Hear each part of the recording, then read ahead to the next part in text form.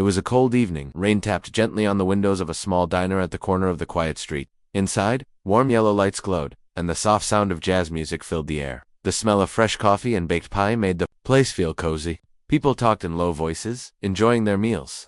But every night, something unusual happened here. An old man would walk in at exactly 7 o'clock. He wore a brown coat, old and worn, and carried a black hat in his hand. His shoes were always clean, his back straight, and his eyes calm but distant. The staff at the diner called him Mr. Thomas, though no one really knew if that was his real name. What made him different was this: he always ordered 2 plates of food, one for himself, and one for the empty seat across the table. He never explained why. He never talked much. He simply sat, nodded politely to the waitress, and waited for his order. Emma, a young waitress in her early 20s, had been serving him for almost 3 months. She always smiled at him, and he always nodded in return. Every night she would ask, "Same table," and he would reply with a soft "yes, please." She found him strange but polite. He never made trouble. He ate slowly, carefully, like someone who respected the food and the moment, but he would never touch the second plate.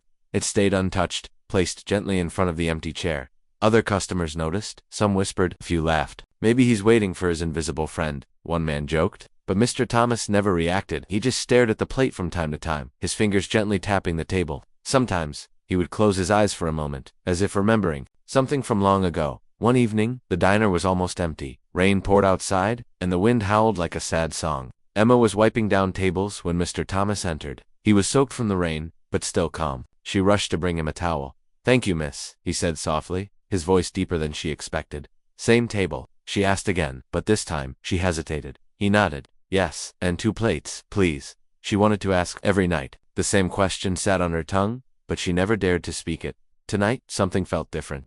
Maybe it was the storm, or maybe it was the look in his eyes. She brought the food, set one plate in front of him, and the other across from him. After placing the plates, she didn't walk away. She stood there for a second, unsure.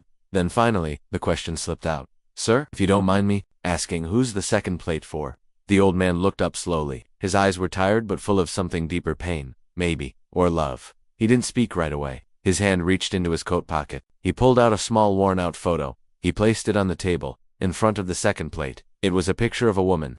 She looked young, full of life, with bright eyes and a warm smile. "This was my wife," he said in a low voice. "We used to eat here, every Thursday night. Same table, same time, same meal." Emma looked at the photo, then at the empty seat, and suddenly, the quiet visits made sense. "She passed away 15 years ago, he continued, "but I made her a promise. I told her I would never eat alone, and I haven't, not once."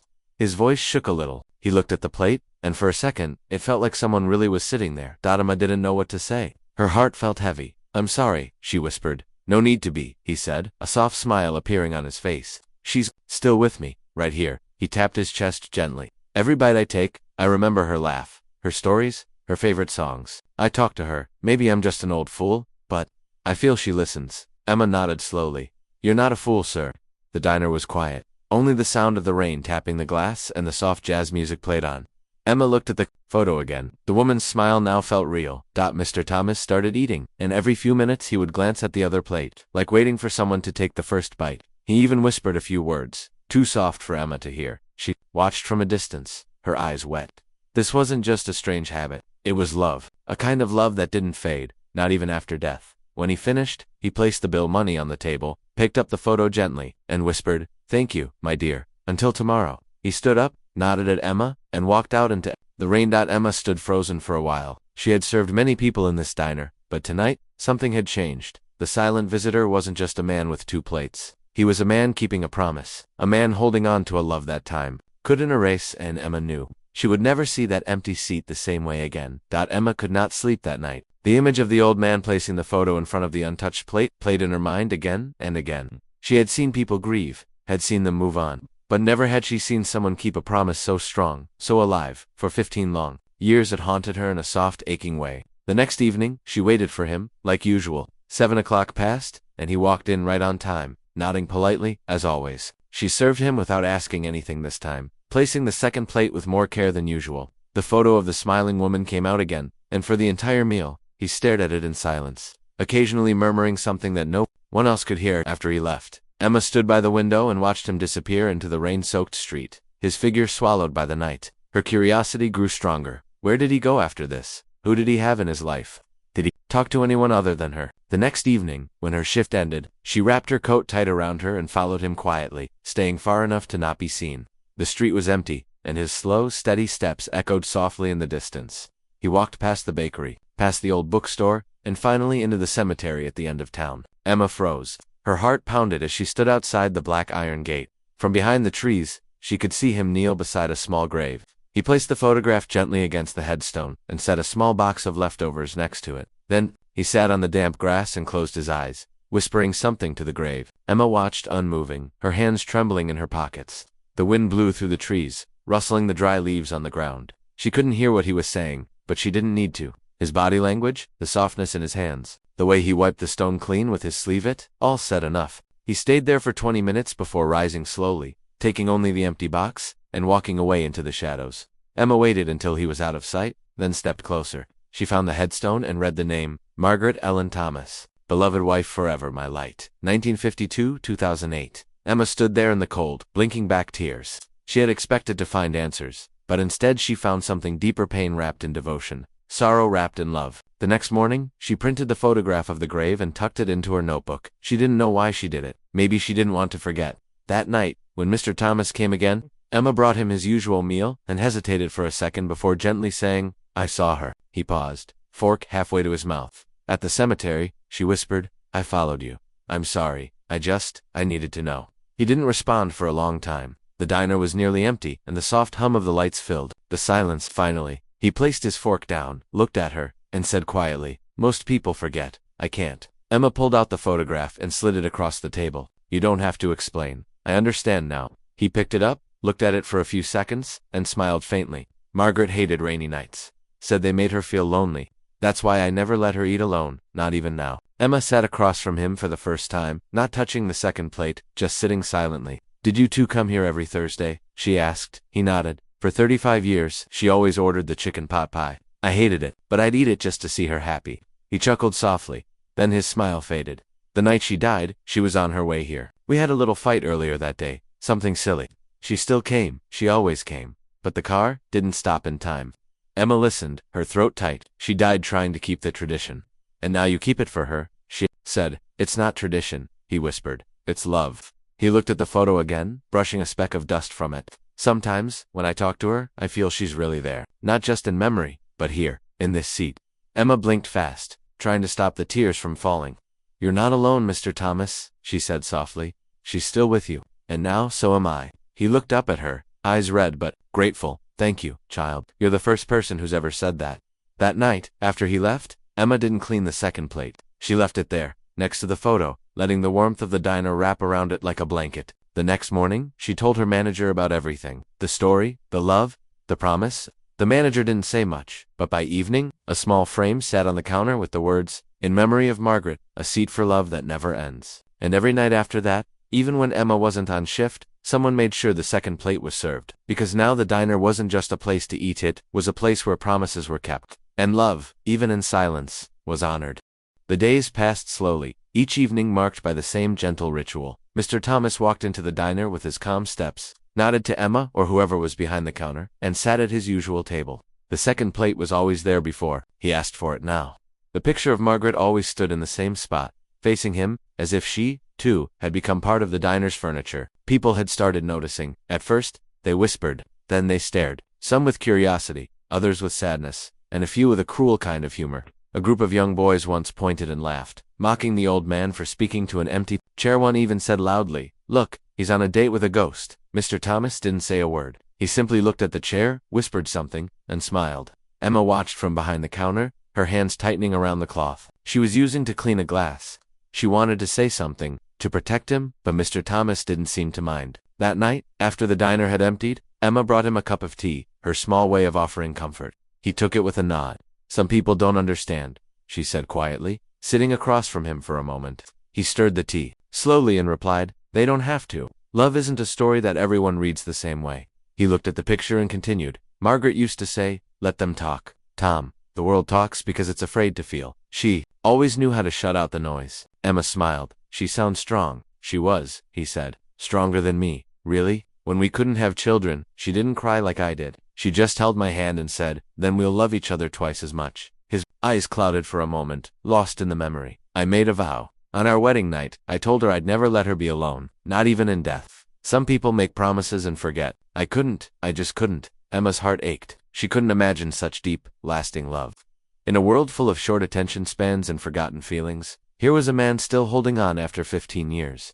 "You're not crazy?" she whispered. "You're brave." The next evening, the same boys came again, louder this time. They made more jokes, cruel ones, throwing glances toward Mr. Thomas's table. This time, Emma walked over, her voice calm but firm. "You're welcome to eat here, but if you can't show respect, you should leave." The boys laughed it off, but they didn't come back after that. Word spread through town. People began to talk about the man who eats with his wife's memory.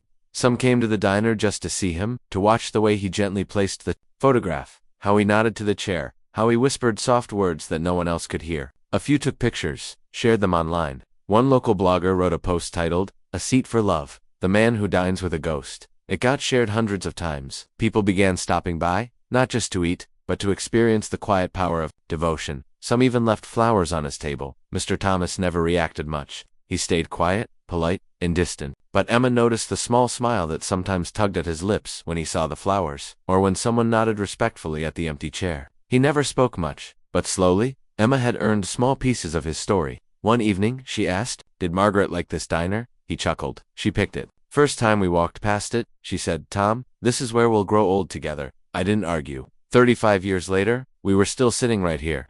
He looked around the room, eyes glinting with memory. She loved the music, the smell of coffee, even the wallpaper, said it reminded her of her grandmother's house. Emma glanced at the old wallpaper, faded, flowery, peeling in places. "It's not much," she said. "It was enough for her," he replied. Emma began to notice how deeply she had become involved. She wasn't just serving food anymore, she was part of this story now, and strangely, it made her feel more alive than anything else in her life. Her own world outside the diner was simple, lonely at times, but here, in the company of a quiet man and his invisible guest, she felt something meaningful. That week, she decided to learn more. She searched the town archives, old newspapers, trying to find pieces of Margaret's life. She found a few things: a wedding announcement, a photo of the couple at a town fair, a small note in an old paper about her volunteer work. It wasn't much, but every detail felt like a treasure. She printed the articles and showed them to Mr. Thomas. He held them carefully, as if afraid they might crumble in his hands. "You remembered her," he said, voice shaking. "You kept her alive."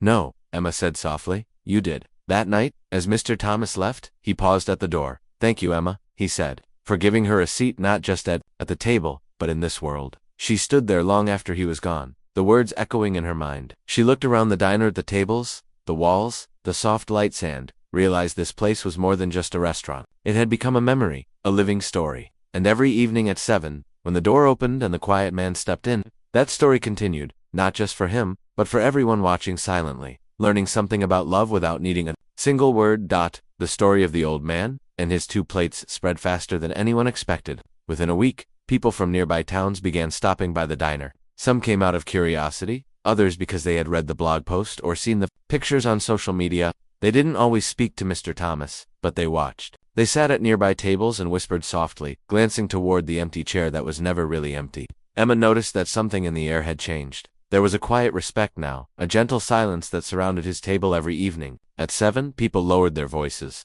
Some even left small notes, folded napkins with kind words scribbled in pen. One evening, a woman in her 60s walked in, holding a bouquet of fresh flowers. She asked Emma, "Is it all right if I place these at her seat?" Emma nodded, and the woman placed them carefully next to the untouched plate. Mr. Thomas looked at her, gave a grateful nod, and whispered something only the flowers could hear. That night, after her shift, Emma sat at the same table long after he had gone. She gathered the napkin notes left behind and opened them one by one. "You made me believe in love again. My husband passed away last year. I talked to him too. Thank you for showing us what never giving up looks like." Emma realized something important. This wasn't just his story anymore. It had become a mirror, reflecting emotions in others, helping them see their own grief, their own memories, their own silent promises. But not everyone felt the same. One evening, as the diner buzzed softly with guests, a well-dressed man in his late 40s entered. He sat at a nearby table and kept looking at Mr. Thomas's booth. He seemed uncomfortable, even annoyed. Emma approached him with her usual smile. "Good evening, sir. Would you like to order?" He looked up sharply. Is that man going to be talking to himself the whole time? Emma blinked. "Excuse me." He pointed toward Mr. Thomas. "It's strange. It's disturbing. Some people are here to eat in peace, not watch someone pretend to talk to a ghost." The room fell silent. Mr. Thomas paused mid-bite, his hand frozen in the air. The picture of Margaret stood quietly in front of him, untouched, unshaken. Emma took a breath. Sir, you're welcome to eat here, but that man is not disturbing anyone. He's honoring a promise. The man scoffed. A promise to a dead woman? Emma's voice remained calm, but firm. Yes, a promise to love her even when no one else can see her. If that bothers you, perhaps this isn't your kind of place. The man shook his head, muttered something under his breath, and left without ordering. Emma turned to look at Mr. Thomas. He gave her a small smile, then turned back to the picture. Margaret would have liked you, he said. She hated rudeness. Emma laughed softly. Then I'll take that as a great compliment. That night, as she cleaned the counter, the manager approached her. People keep asking if they can know more, he said. About him? About Margaret? Maybe we could put up a small photo or something. Emma thought about it, then nodded, not to turn it into a show. Just to honor them. The next week, a small display appeared near the window, a framed copy of Margaret's photo, a typed note underneath that read, "A promise kept, every night at 7 p.m. Mr. Thomas dines with his late wife Margaret, honoring their tradition of never eating alone. Love doesn't leave it, stays seated in the heart forever." People stopped to read it. Some cried, some smiled, a few left handwritten letters. Mr. Thomas never commented on the display, but every now and then, he would glance toward it and nod gently, as if saying thank you. Emma, however, couldn't stop thinking about the past. Who was Margaret really? What kind of woman could leave such a strong mark on someone's life that even death couldn't erase it? She began visiting the town library on her days off, digging through old local papers, asking questions, even tracking down one of Margaret's childhood friends. From these pieces, she built a picture of a woman who had been full of life, full of kindness, and full of quiet strength. Margaret had been a school teacher. She volunteered at the local shelter. She loved lemon tea and wrote poems she never published. Emma collected every detail in a small notebook, hoping one day to give it to Mr. Thomas. But deep inside, she also knew she was collecting these pieces for herself. Because somehow, Margaret had become part of her world too. One evening, she brought the notebook to the diner. The rain came heavy that night, pounding the diner windows like 1,000 tiny drums. The lights inside flickered once, then steadied. Emma stood near the counter, wiping down a clean coffee mug she didn't really need to clean. Her eyes kept flicking toward the door. 7 o'clock came. Then 5 minutes passed. Then 10. Mr. Thomas never missed a night. Never. Not once in all these months. Her chest grew tight. The table by the window was empty. The second plate sat alone, steam rising gently into the air, untouched, waiting. Emma kept glancing at the door, but it stayed shut. She waited another half hour before making a decision. She took off her apron, grabbed her coat, and told the manager she was stepping out. The street outside was dark and slick with rain. She knew the way to his house. He had once mentioned it in passing, and she walked fast, shoes splashing through puddles, heart pounding with each step. The house stood at the edge of town, a small one-story building with peeling white paint and a crooked mailbox. She knocked. No answer. She knocked again, harder this time. Still nothing. Her hand hovered near the doorbell, but she hesitated. Then she turned the knob. It wasn't locked. Slowly, she stepped inside. The house smelled of old books and dust. A coat hung on the wall. His coat, the one he wore every night. The lights were off, but the soft tick of a clock echoed through the silence. "Mr. Thomas?" she called out, voice trembling. No response. She walked further in. The living room was neat, quiet. A framed picture of Margaret sat on the mantel. A chair faced the window, a blanket draped over its back. Then she saw it. A small envelope on the coffee table, her name written. In soft, shaky letters, Emma. She reached for it with trembling fingers and slowly opened it. Inside was a handwritten letter. "Dear Emma, if you're reading this, it means I didn't make it to dinner tonight. I'm sorry. I never wanted to miss a day, never wanted to break my promise, but my body is slower than my heart, and sometimes life makes decisions before we can. I want you to know something. You reminded me of her. Your kindness, your patience, the way you looked at that empty chair like it wasn't empty at all. You gave me comfort in a world that often forgets people like me. You helped me keep my promise until the very end. For that, I will always be thankful. I've lived a long life, Emma, and I've loved deeply. That's more than most people get. Don't be sad for me. I'm not afraid. I'm just going home. Please, if you can, don't let her seat be forgotten. Not yet. With love, Tom." The paper trembled in her hands as tears streamed down her cheeks. She sat on the edge of the couch, holding the letter like it was something fragile, something sacred.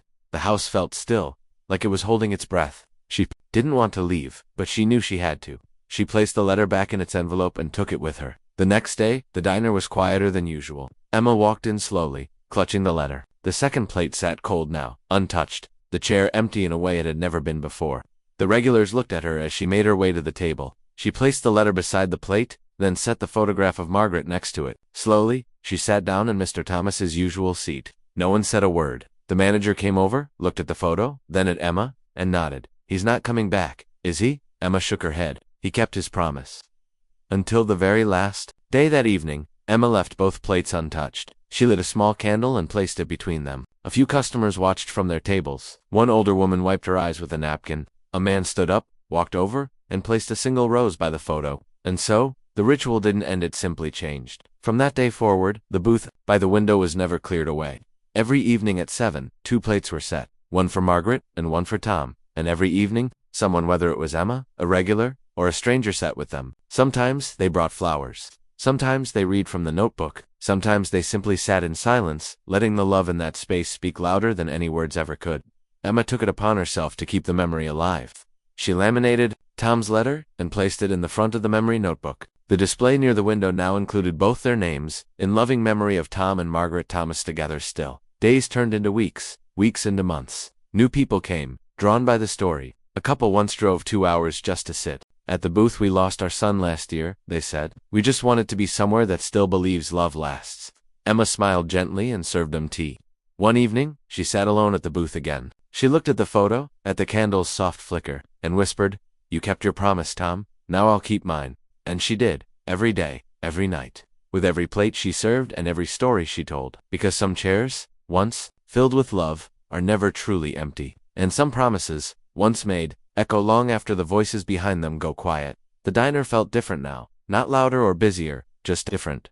People still came for coffee and meals, but something in the air had shifted, like the place carried a soft weight. The booth by the window was never touched by cleaners. It remained just as Tom had left it, 2 plates, one photo, one candle, and now a small glass vase that always held fresh flowers. No one dared to sit there unless they meant to honor the space. Emma watched it every evening at 7, her eyes searching the door, even though she knew Tom wouldn't walk through it again. But still, the habit remained, just like his promise. The day after his quiet memorial, she brought in the notebook. It was thicker now, filled with stories from strangers and locals alike. People wrote about their own lost loves, their parents, their partners, even their pets. One woman shared a story of her husband who died before their wedding day. A young man wrote about his brother who had passed in an accident. The notebook had become more than just memory, it was healing. One afternoon, Emma sat down during a slow hour and began reading through the new entries. Her fingers brushed the edges of pages filled with pain, hope, and unspoken goodbyes. It made her realize that what Tom had done wasn't only about keeping a promise to his wife. He had unknowingly given everyone else a space to feel less alone. That night, Emma placed the notebook on a small wooden stand beside the booth so guests could write in it more eyes. A small sign read, "Share your memory, leave a piece of love behind." More people came. Some just stared at the booth from a distance. Some sat quietly and said nothing. Some cried.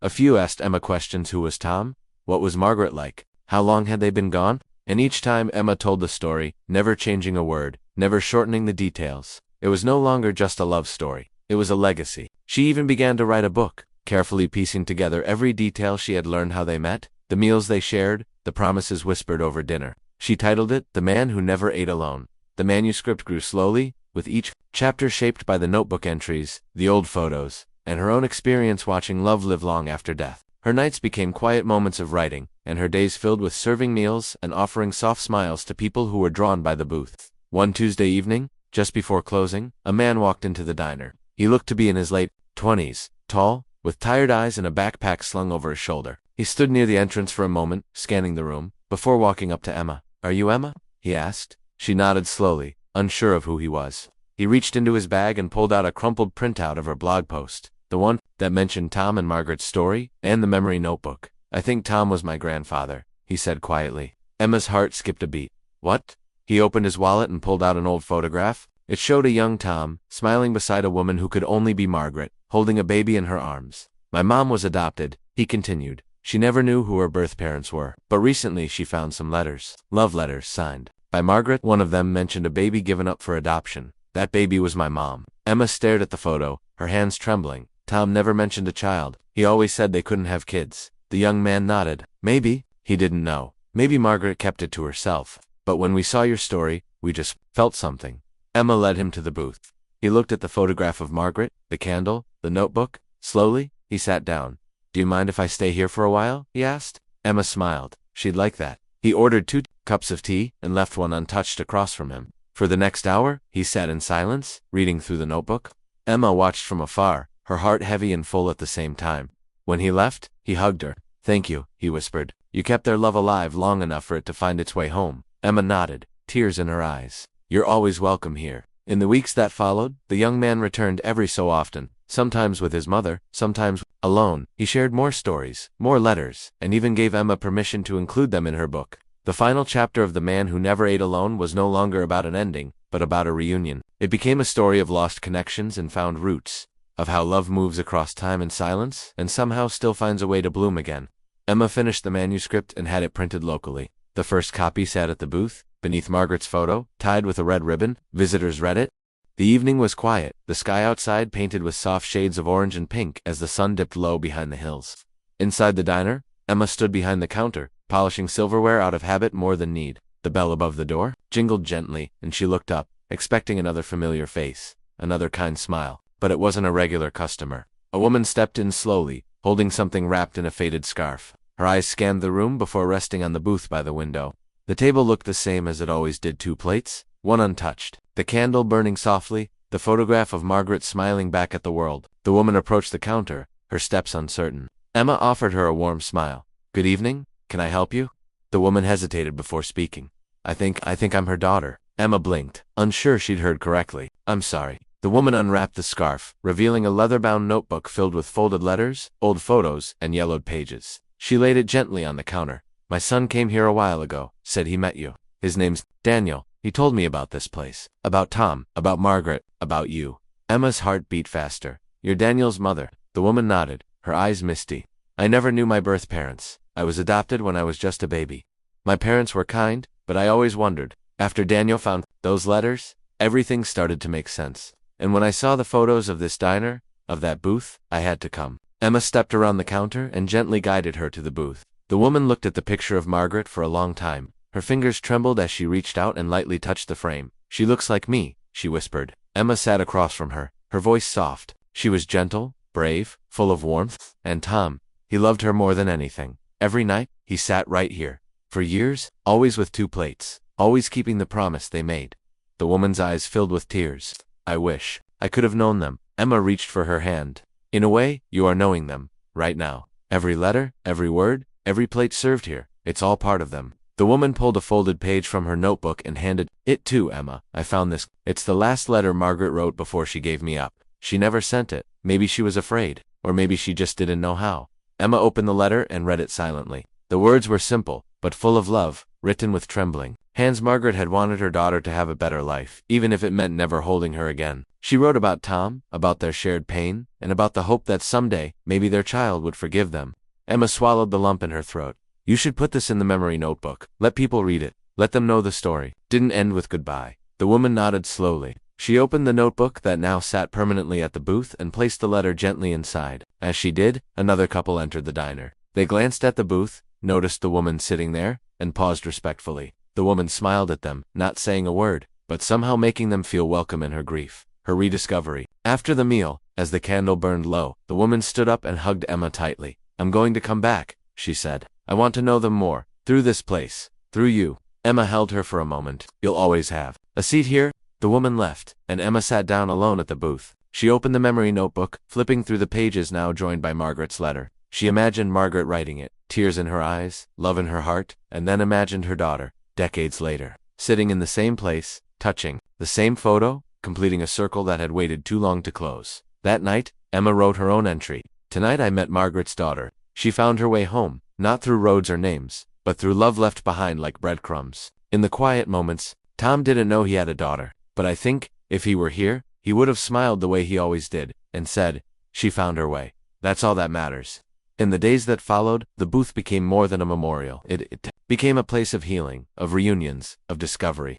Strangers sat across from the photo and found comfort. Some prayed. Some wrote letters. One man proposed to his girlfriend there, saying, "If they could love like that, maybe we can too." Emma finished editing the final pages of her book. She added the chapter about Daniel and his mother, about the letter, about the night everything changed again. The book wasn't just about Tom anymore, it was about everyone touched by his quiet love. She arranged a small launch event at the diner. Locals gathered, sitting in booths and corners, sipping tea and reading copies of the story. Daniel stood near the booth with his mother beside him. They both took turns reading passages aloud. When they finished, there wasn't a dry eye in the room. Emma closed the event with simple words. This story began with one man, one promise, and one empty chair, but it became a story for all of us. A reminder that love doesn't die, it waits, it remembers, and when we're ready, it welcomes us home.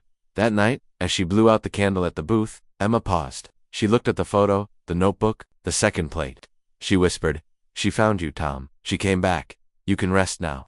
The flame flickered one last time before going out, leaving behind warmth that didn't fade. The days grew shorter, the autumn air colder. Leaves fell like quiet memories across the streets outside the diner, and inside, the warmth of the little booth by the window remained untouched. The candle still flickered every evening at 7. The photograph of Margaret stood proudly between two plates, the memory notebook, now thick and worn from so many hands, so many hearts. Emma still worked behind the counter, greeting old customers and new faces with the same calm smile. But something inside her had changed. The story she had lived through, the story of Tom and Margaret, of promises and loss and rediscovery, had become part of her own heart. It had shown her how deeply love could run, and how it could outlast even the silence of death. The book had reached far more people than she ever expected. Emails poured in from across the country. People shared their stories of grief, of love, of hope rekindled by a stranger's devotion to a promise. A small publisher had picked up her manuscript and planned to print a wider release. But Emma didn't care about fame or numbers. She cared that people were remembering Tom and Margaret, that the booth had become something bigger than a table and two chairs. It had become sacred.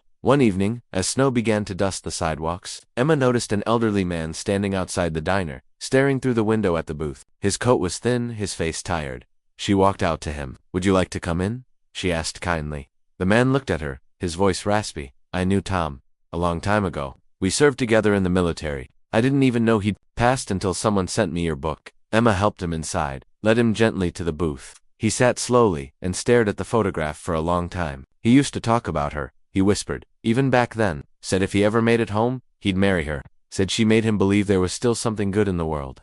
Emma sat across from him as he spoke, listening as he shared stories from a time Tom had never spoken about, how he had written letters to Margaret from the battlefield, how he had once been injured and only recovered because he clung to the thought of her waiting for him back home. He didn't just love her, the man said quietly. He lived for her. The snow kept falling gently outside, and the booth seemed to glow under the diner's soft lights. That night the man wrote in the memory notebook. He filled 3 pages with stories and ended with a single sentence. He kept his promise, and now I'll keep mine by telling the world about the love that never faded. In the weeks that followed, more people came. Journalists, authors, teachers, students, all touched by the story that began with one old man carrying 2 plates to a diner. One schoolteacher brought her entire class and had them each write a short story inspired by Tom and Margaret. Emma read every one. Some were funny, some sad, all heartfelt. One little girl had written, "When I grow up, I want someone to love me enough to never forget me." Emma placed that note inside the notebook, between the pages of Tom's original letter. It belonged there. It was part of the story now. Time moved forward. The seasons shifted again. Spring came with its fresh winds and blooming flowers. The candle at the booth still burned each evening. The flowers still changed weekly. The plates still sat in their familiar place.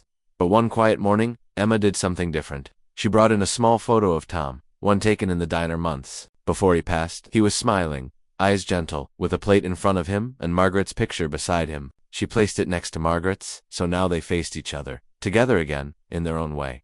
Customers noticed. Some smiled, some cried. One woman left a note. "Now the table is truly complete." Emma didn't light the candle that night. She placed 2 small LED lamps instead, shaped like hearts, one glowing red, the other warm gold. They flickered gently, a modern symbol of a timeless love. And though Tom was gone, though the seat no longer held him, the booth still felt full, full of memory, full of love, full of the countless hearts that had walked into the diner and found something they didn't know they were searching for. One final letter arrived at the diner.